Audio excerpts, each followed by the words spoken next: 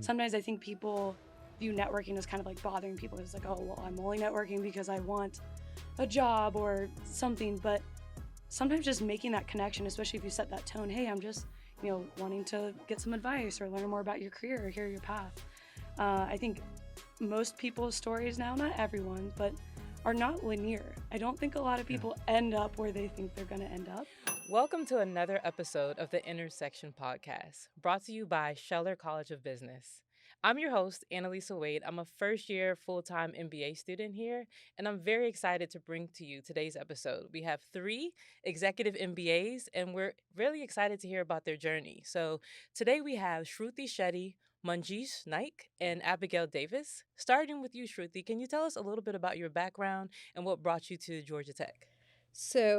I'm a product management leader at Equifax. I'm in charge of global product strategies that help with go to market and innovation.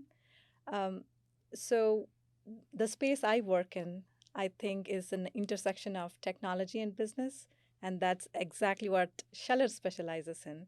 So, it's a perfect match, and I'm here. Awesome. What about you? So, Manjish Naik, I'm originally from India. And just like Shruti, I also work as a product manager. I started my uh, career more as a consultant, business consultant, and then I moved more into product management. So, really building products and understanding customer pain points and finding good solutions to meet those customer pain points, that really excites me. And I've worked in technology all my life pretty much. So, makes a lot of sense to come to one of the best schools in the nation in terms of technology and engineering and learn about how to manage technology. Awesome. And Abigail. Yes, hi, I'm Abigail or Abby Davis. I am born and raised a Georgia girl, so I've always been watching both Georgia and Georgia Tech. But I've been in marketing my whole life, love the world of brand marketing. More recently, found my way to the loyalty, digital product marketing space. And I work a lot in app, web, loyalty programs, all about, digital and online sales. And because of the importance of technology in the marketing world, I really coming to Georgia Tech was just an absolute no brainer. So it seems like everyone has a unique background. You come from different places, India, Georgia. Can you tell me what about the Scheller Executive MBA program stood out to you? So I understand Georgia Tech with technology, the intersection of business, but why the Executive MBA?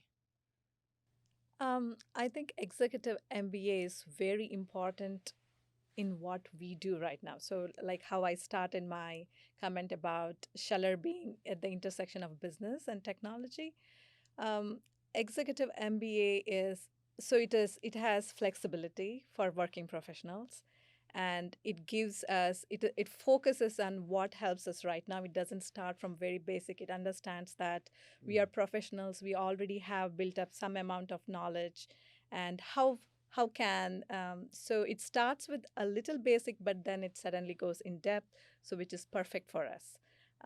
It challenges us, and being with other professionals is very helpful. So as much as you learn from the professors, you also learn from your peers. That's I a think great that's very point. Yeah. important. So, if I can give you an analogy, right? So, let's say you've been renting an apartment for a long time and now you bought your first house, right? How does your toolbox look like when you've just moved into your new house? Maybe you have like 1 or 2 screwdrivers, some wrenches, not a lot, right? Because most of the times maintenance took care of that. So now you move into your new house and things keep breaking, right? So you go out and you're getting all these different tools and you're trying to use like the same tools that you have, and you probably like the size is not good. Can you get the job done? Yeah, sure, right? But it takes a lot of time, a lot of frustration. But over time, you keep acquiring these tools, the right kind of tools, and that's how the executive MBA is for me. We learn a lot of great frameworks here.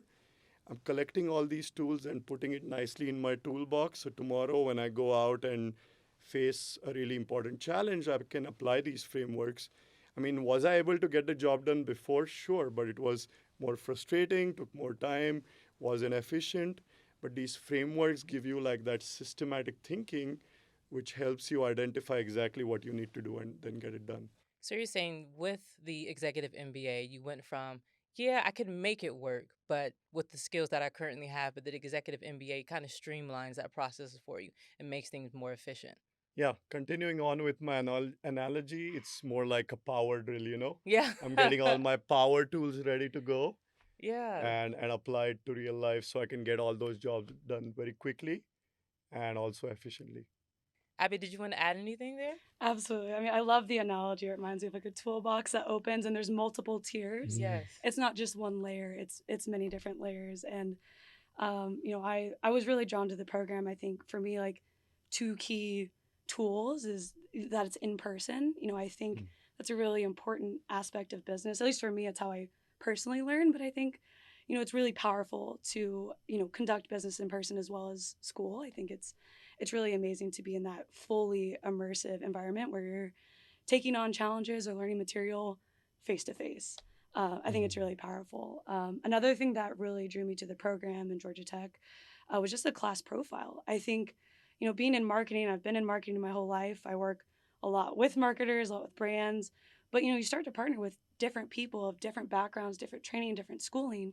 And I think, when you look at the class profile, it's very diverse across, where people come from, age, their Mhm. occupation, their interests.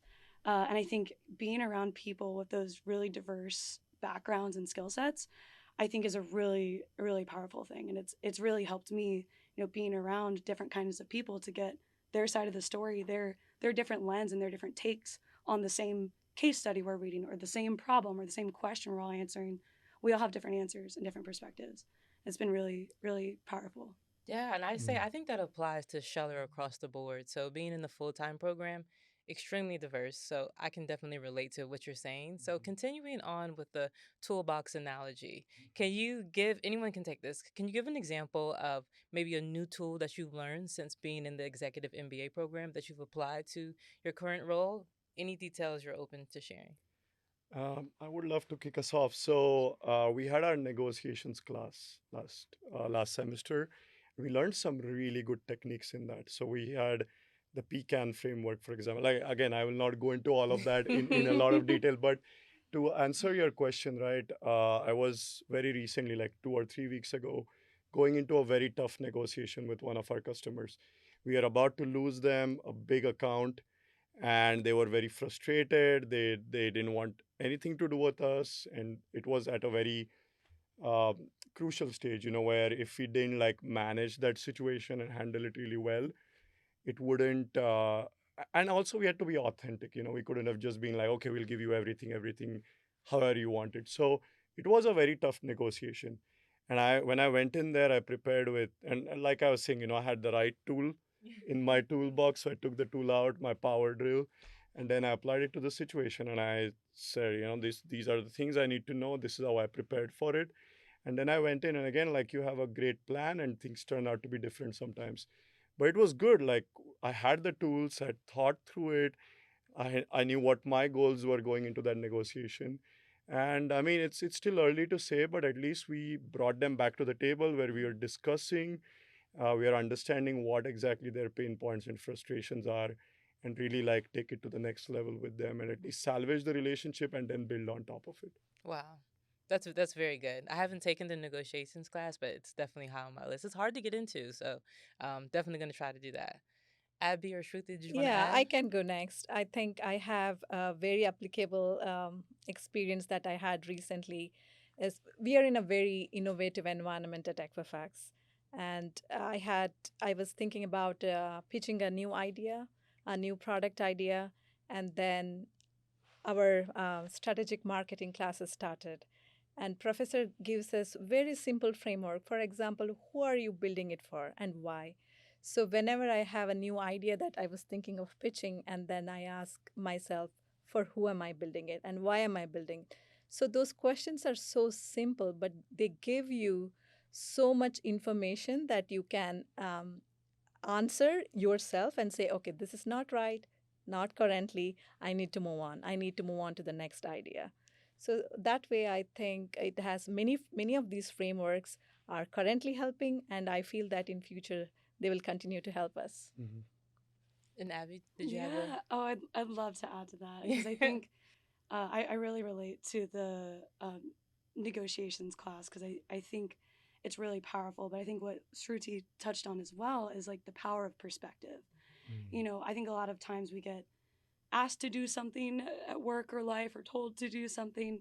And, you know, a lot of times we don't think about either why we're doing it or who's on the other side, who are we doing this for, and what would it be like to be in their shoes. You know, that power of empathy and sympathy, I think, is really relatable and powerful when you're going into a business negotiation or going into a debate to really, you know, kind of be humbled and think about what's it like on the flip side of the coin. So, you know, I know for the negotiations class, that was really relevant to me because I haven't until most very recently been in a situation where I'm doing a lot of negotiating.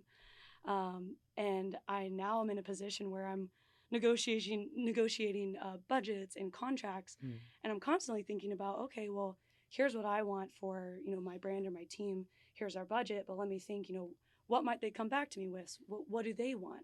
So it's been extremely relevant and very timely. I'm very glad I had that class before I recently took on a new role. So what you said kind of perfectly segues us into our next thing. I was going to talk about cross-functional collaboration. So you mentioned a little bit about external conflict and issues you might endure, but what about how has the Executive MBA helped you navigate with your internal teams or cross-functional within like your current company right now? So I can give you two examples. One is with our own current team at Scheller. So cross-functional meaning that in my team there are people with various experiences. There is somebody that comes with sales background and someone that comes with consulting, strategic consulting background. All you have to do is just watch them negotiate, and you could learn so much. So taking back this negotiation example that Manjish was giving earlier, so at work also, so the most important thing to remember is when you're negotiating with somebody, you're not trying to gain everything for yourself. So you give some and you take some, and together that is a perfect negotiation place to be. I think that was great learning. So I feel like I have, after I changed my mindset, I have made a lot of progress with this cross functional negotiation techniques or team building or solving issues within the team. Yeah, that makes sense. So less of pushing what you need and what you want, but really Yeah. trying to understand where they're coming from so that you Yes. can shape like a better situation for both parties. Yeah, Okay. like asking great questions, asking a lot of questions, and not jumping to conclusions or even decisions or trying to defend your position. I think those are like some really key insights that I got out of that class. Coming back to the cross cultural and different perspectives, right? I feel like we work with so many different people from all the different countries, and their upbringings are different. Our upbringings are different. Now we have moved to a different country where it's very different for us to like get adjusted to that. So I feel like having an open mindset and also growth mindset is so important, because then you can like really look at it from the other person's perspective. And Abby, you mentioned empathy, that was really important. Just understanding, where they are coming from and not assuming the worst right away. And in some cases, some cultures are not going to do what you want them to do, like in Yeah. terms of like validation, for example. Like they might speak more when like you don't meet the expectations than when you do, but you have to like kind of adjust to that, and not internalize it too much, not blame yourself like if things aren't like working out really well, but try to understand more. And all of this is like coming from a very recent experience I've had, so it's very relevant. Yeah. Yeah, Abby, you look like you wanted to say something. absolutely. And I really love a lot of your guys' points on empathy and collaboration and approaching things with an open mind. I think being in the program, I think the frequency in which collaboration is occurring and essential to your success, I think really challenges people to approach conversations, not only trying to find the middle ground, but seeking to understand. You know, a lot of us have common goals, you know, getting an assignment done, Right. but understanding what each of us is going through in our own roles and our own lives, I think is really, really impactful and really important. And I think we're really reminded of that when we're working together on different assignments. And I know for me, you know, I work at a company called Focus Brands.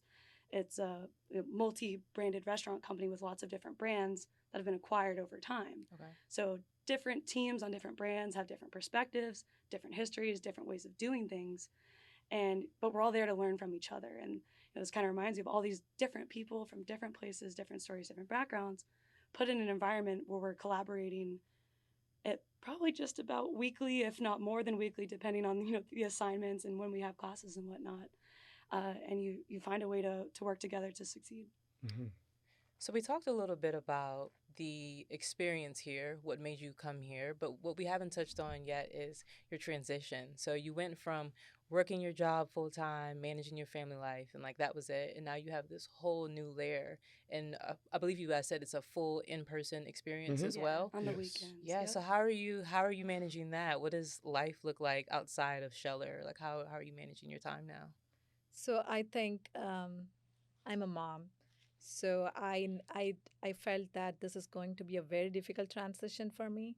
But my kids surprised me. So they have taken on their own responsibilities because they know that I am busy. I'm talking to my team in the room, working on some assignment, just like they are, or I'm busy doing an assignment. So they go into the kitchen, get the food they want. Wow. So I think I'm building that independence. It's not all bad. So I Mhm. can sometimes I do feel a little bad, but I can also see all the good things it's going and doing to them. I don't have to do everything for them. So I think that way we should anybody else who is trying to thinking about the program, who are full time, who work full time, who are moms and wife and have to take care Mhm. of parents. So I think everybody will step up, do the things that you are doing, a little bit of that. They will all help you. So that is my experience. That's I got more help than I expected. that's very inspiring. I love That's that. very powerful. And I have to say, Yeah. unfortunately, my cat has not stepped up her role That's funny. in my home. But I think it's really amazing. There's a lot of people that have different responsibilities, whether it's being a parent, being a mom, being a daughter, Mhm. whatever it is. I think the people around you, whether it's at work or your classmates or your home, a lot of people are willing to give you a lot of grace and support. And it certainly is an adjustment. I think something has to give a little bit, but it's been really nice how people are so willing to support you. I think, Mhm. especially work and family, a lot of people know like you're you're making a sacrifice of that extra time that you could use doing something else or nothing at all to work on yourself and challenge yourself. And I think I've been really so far just humbled by the amount of grace and support I've gotten from my friends who I haven't seen in a little bit. And Mhm. everyone gives a lot of patience but a lot of support. I feel like people really really root for you, and people really help you along the way. Yeah. I mean, I'm a father as well. I have a 5-year-old, so it's definitely been challenging. And like everybody that I talk to who have teenage kids tell me that the time goes away really fast. So at some point, I'm also worried that, am I like missing some really good years Yeah. with my son? So there's a lot of that going in the back of your mind. But yeah, like Abby was saying, we are making this investment, and we couldn't do it without our great support structure around. I mean, there are times when I'm just like locked inside my Yeah. office, and I'm just like working, studying, doing something, like just thinking about like, how I want to chart my next moves, career moves and things like that. So it's like there's a lot going on, and there's no other way than to rely on your support structure, and then hope that they will understand this at some point, that you're going to be absent for the next 17 months since you started. And I, So I think I just want to add to that. I think a beautiful thing about the program is it forces you to become a little more comfortable reaching out for help. Mhm. Mhm. Whatever it is, Grace, hey, Yes. work, I need to head out a little early to make sure I get to campus. Or your classmates, hey, I'm struggling with this concept. Can anyone help me? Yeah. Or hey, friends, sorry, I'm really busy. Can y'all just give me another week or two, and let's get something on the calendar to hang out and catch up. Like it, it makes you a little more comfortable Yeah. having having to do that, which I think is really Yeah. Yeah, beautiful. and I feel like all of us, like I've seen this happen, right? Like we expand.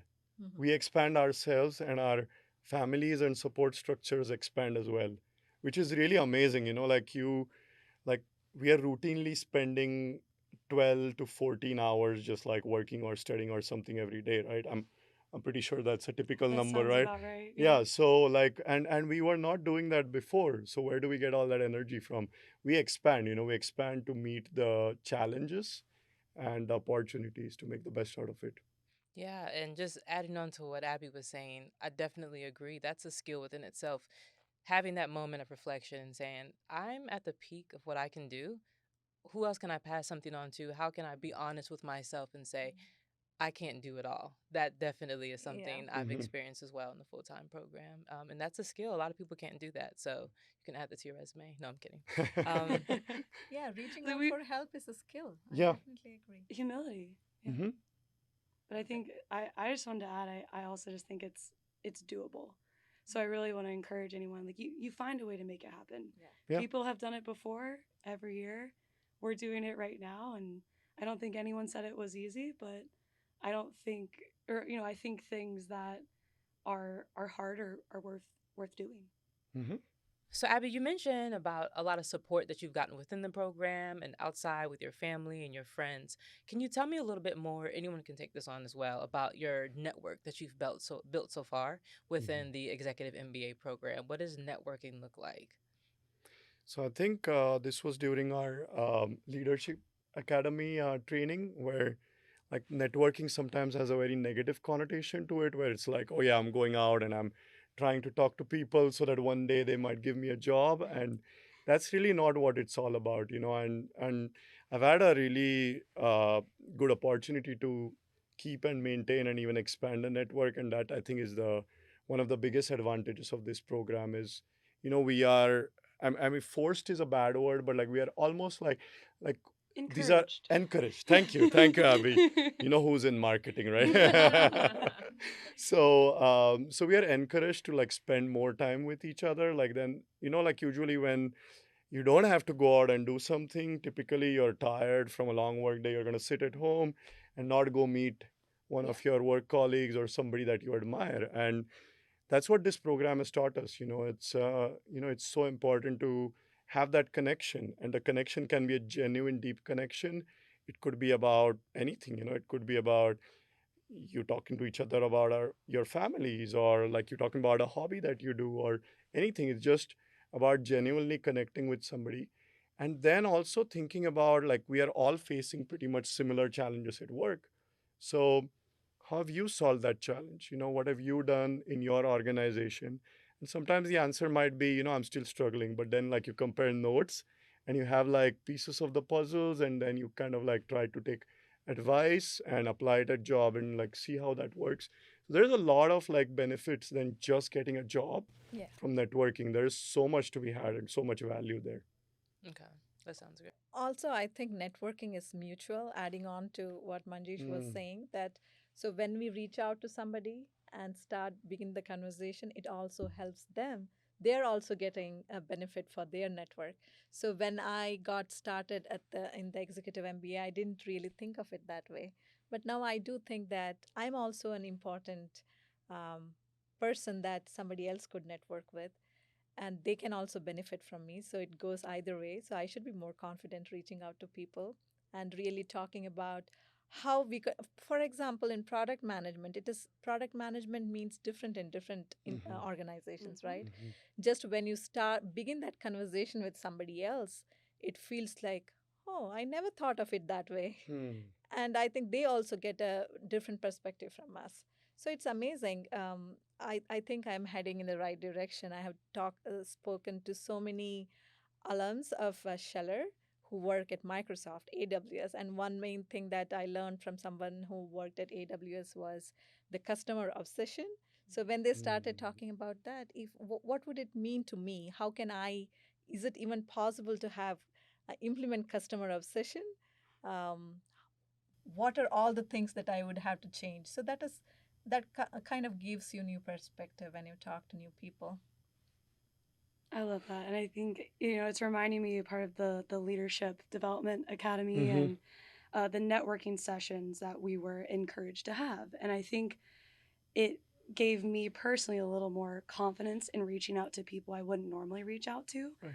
So I, reached out to some VP level people at other companies, some C level people that normally I wouldn't always necessarily feel comfortable reaching out to. And I was actually really surprised how many people welcomed, you know, me asking them questions and truly just to get to know them and hear their story and seek advice. Yeah. I've been really amazed by so many people that were really open and encouraging of that. And some really awesome things have come out of that. I've got to go to a conference. I've had some like networking dinners. It's really turned into some really amazing opportunities that I didn't think would happen.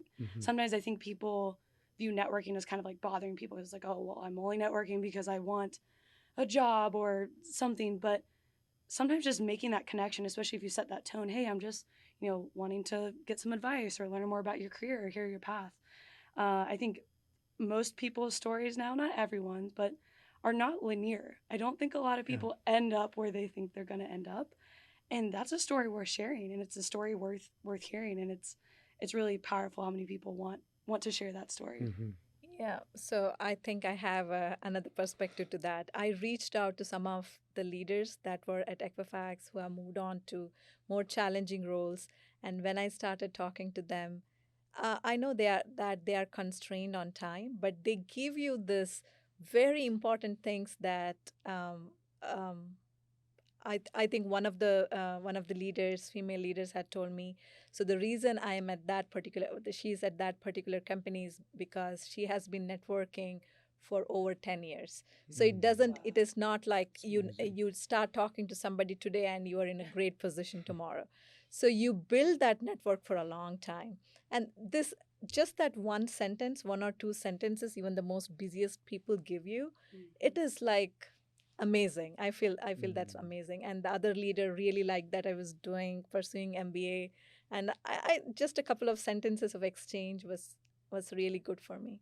Yeah, sometimes that's all you need. And people can genuinely tell when you're reaching out because you just want something versus, okay, I actually want to make a genuine connection with you. And Charlotte has a way of bringing that out of you in the executive MBA, all the MBA programs. So I can Yeah, that's definitely. that's a really good point, and that is something that I've realized as well. It's not like you don't start building your network when you need a job or when you're looking for a job. You build it like years. It's a habit, it's so what I try to do is I try to do at least one meeting, like like either a phone call or like a lunch meeting or coffee or something like that. At least one meeting a week, where I'm meeting somebody new or I'm like meeting somebody from my existing network that I haven't talked to in a while. And it's so good to like keep maintaining that habit. So you're like getting all those different perspectives, and it's all about like intellectual stimulation as well, right? You might be talking to the same people, kind of might be an echo chamber, but then you like suddenly talk to somebody who has such a different journey, and you're like, wow, I had no idea that was possible, like you were saying, Shruti. So it's really interesting to keep doing that, and that will help you grow and take decisions and also steps that you otherwise wouldn't have taken because you got stimulated and encouraged to take those steps. I love it. So, just a few more things here. I guess you've talked about the amazing experience you've had in the executive MBA so far. What would you say is some advice that you would give someone who's interested, but maybe they haven't applied yet, or they're afraid to take that leap? What advice would you give them?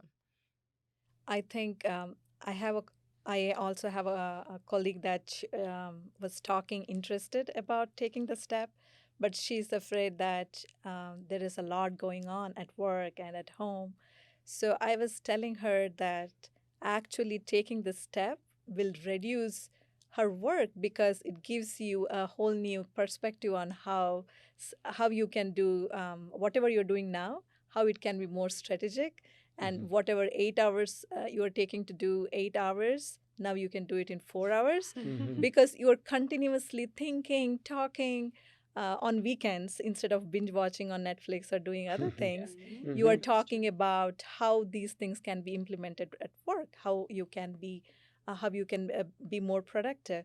So just go, whoever is watching or wants to do this, just go ahead, take the step. I think it will be very useful. It sounds like you want to pivot to marketing because you sold that very, very well. We're Thank you. hiring if Yeah. you're Yeah. interested.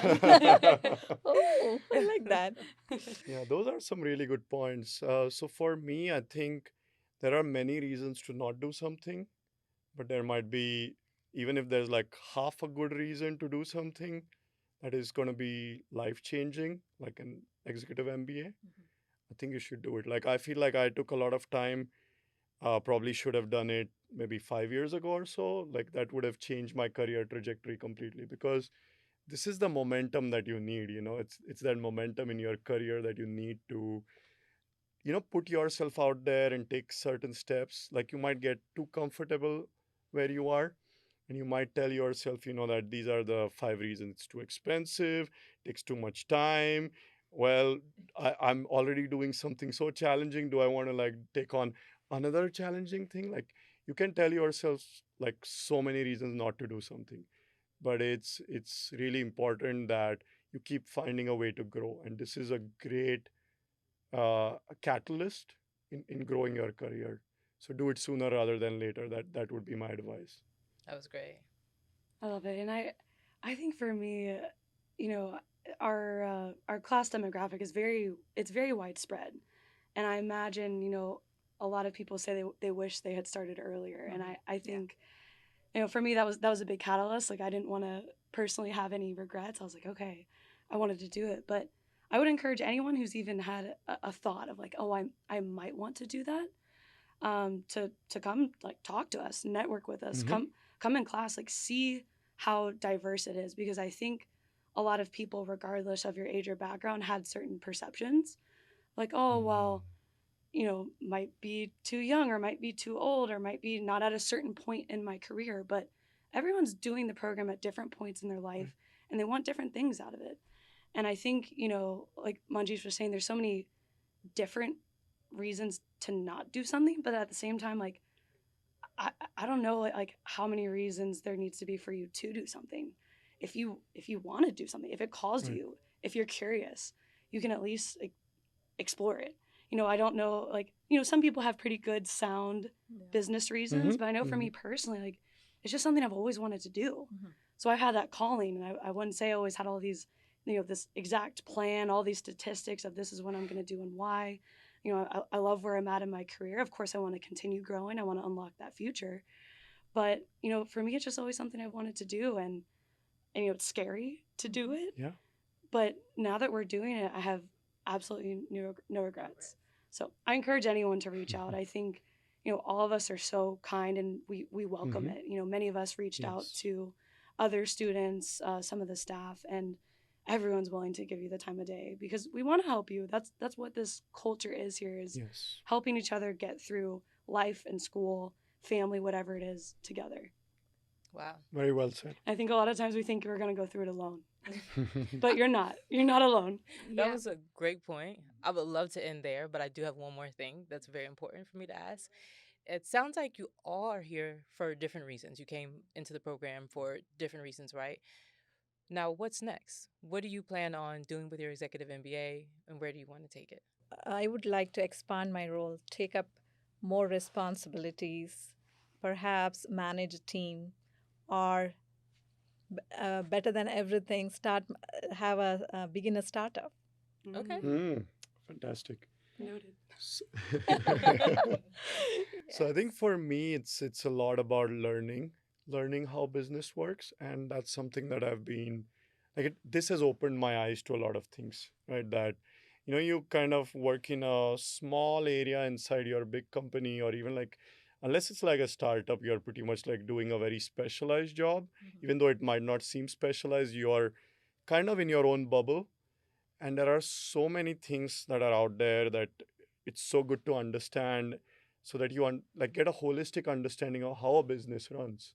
There's so many different elements and so many pieces that need to align just right, need to be executed well for a business to be profitable.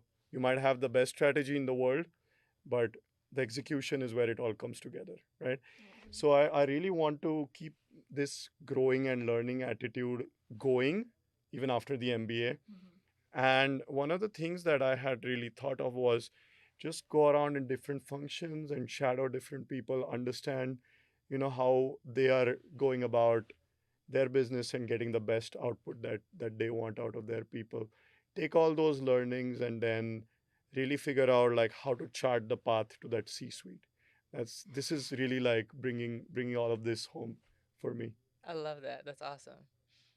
All right, we have our startup, our founder, C-suite. and our Yeah, CEO. yeah. You let me know if you need a senior marketing Of manager. course we do, always. But I don't think we can afford you. Let's negotiate. Let's talk. So for me, I think what's next will still be forming for me, and the reason I say that is I just started a new role in the new year. So this program and one of our activities, we do a lot of personality assessments, and I learned a lot about myself. So I'm this personality type called a specialist. I really love Yeah. to get in the weeds, the nitty gritty, the details, learn everything, be the best at it. And I was in a role that I very much enjoyed, but it was more of a generalist role, more strategy, more high level thinking, which is great to be in. But it kind of helped me find my next step in my calling while I'm in the program. So I'm very very grateful that not look for that, not looking to make a change really quickly, but I think I'm really excited to leave the program with a lot of tools in the toolkit. I could DIY anything now. A really great both alumni network and classmate network. I feel like I have truly friends for life, and I'm not just saying that. Yes. I Mhm. really feel I agree. connected to everybody in this program, and I'm really excited to have that moving forward. I feel much more confident doing whatever I want to do, and I really feel like the future is even more limitless. Kind of a vague answer, but No, that was great. That You was kind of great. you Yeah. you hit everything. That was a perfect ending. I just want to thank you all for being here. I had a wonderful time sitting here and doing this podcast with you. I hope you enjoyed it as much as I did. Oh, we did. Thank Absolutely. you. Thank This you was so so much for having good. us. Thank Thank you so you. much. It's Thank an you. honor. If you're tuning in and you're watching this on video, thank you for tuning in with us today. We're available on Apple, iTunes, Spotify, and SoundCloud. Thank you for tuning in to another episode of the Intersection Podcast.